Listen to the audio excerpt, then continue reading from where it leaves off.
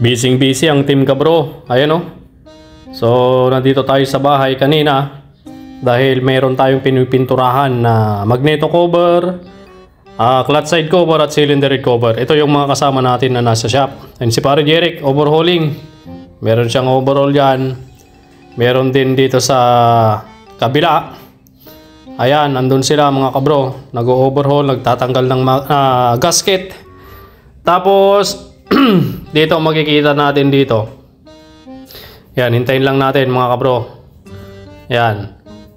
Yan, ayun may bit-bit na kaserola. Ayun, naglalakad si Ate Mela. Ayun.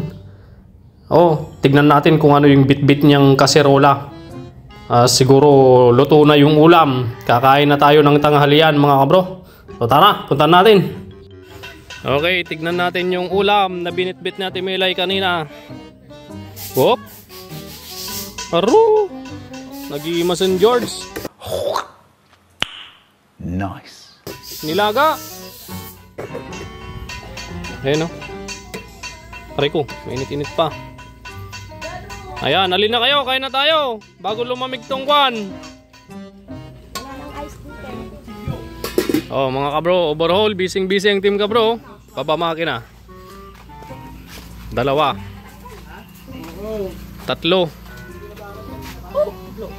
4. Ayan, overhaul. So bago ninyo ipagpatuloy yan mga antana.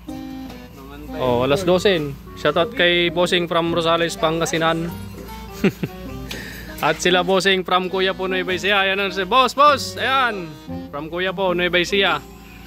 Si Bossing, boss, tiga saan ka boss? San Carlos, Pangasinan. Ayun, tune up lang yan. Ginagawa ni brother Lito Velasco. Boss, shoutout boss. Pa-full wave yung motor ni boss. Mahinang magkarga. 1 buwan pa lang, lobat na naman yung battery niya.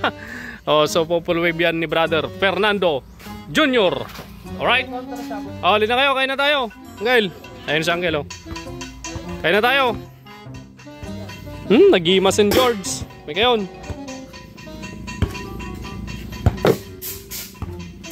Kain na tayo mga kabro.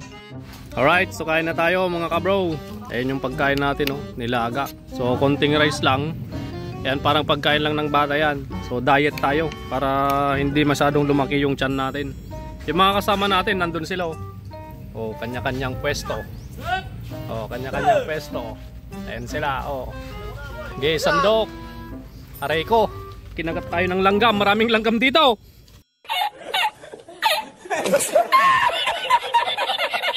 Oh, pambira. Natsamban natin yung maraming langgam. Lipat tayo.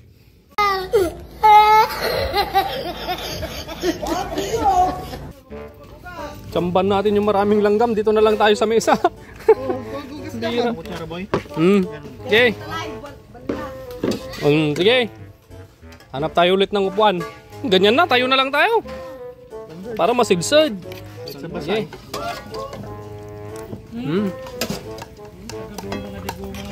Nag-imas St. George.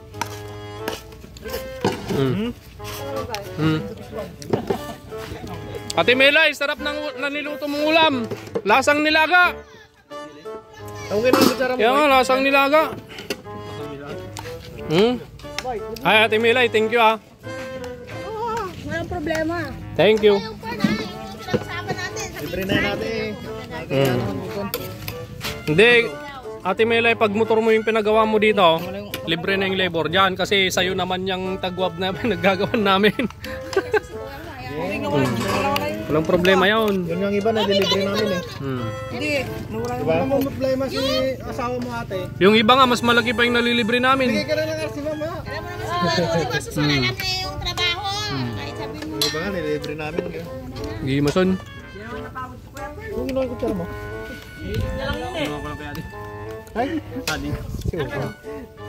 Kumuha siya? Yok, ang veteranong bata. Dali mo kumain rin. Veterano. Hindi, ubos na yung gulay. Saan? Ba't nagre-reklamo ka dyan? Kumuha ka dyan sa kabilang plato para kuhaan. Ubos na yung gulay. Oh, lakataran dyan yung may-ari.